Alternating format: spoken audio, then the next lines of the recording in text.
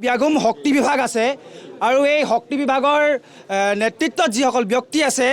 আজি মন্ত্ৰীয়ে হওক বা আমোলাই হওক বা অন্যান্য যিসকল ব্যক্তি আছে তেওঁলোকে আচলতে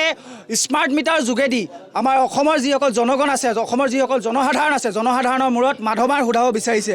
যি সময়ত স্মাৰ্ট মিটাৰ যোগেৰে তেওঁলোকে অধিক কৰ সংগ্ৰহ কৰিবলৈ ধৰিছে আজি যদি চাবলৈ যায় আজি যদি কাৰেণ্টটো কাটি থোৱা হয় সেই সময়টো কিন্তু আজি বিল তেওঁলোকে উঠি থকা বা তেওঁলোকৰ যি বিল কৰ্তন হৈ থকা তেওঁলোকে যিহেতু দেখিবলৈ পাইছে কাৰণ আজিকালিৰ দিনত এই স্মাৰ্ট মিটাৰবিলাকত তেওঁলোকে ৰিচাৰ্জ কৰি পিনি স্মাৰ্ট মিটাৰবিলাক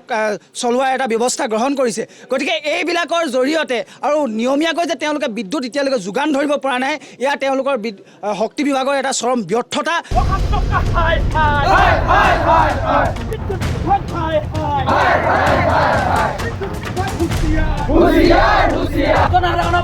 মানি লোৱা নহব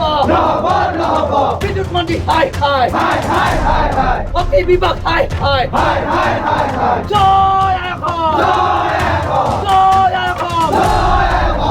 মূল্যবৃদ্ধিয়ে ৰাইজক কুঙা কৰি থৈছে আৰু তেনে সময়তে মূল্যবৃদ্ধিয়ে ৰাইজক কুঙা কৰি থোৱাৰ সময়তে এনে সময়তে বিদ্যুৎ বিভাগে শক্তি বিভাগে স্মাৰ্ট মিটাৰ সংযোগেৰে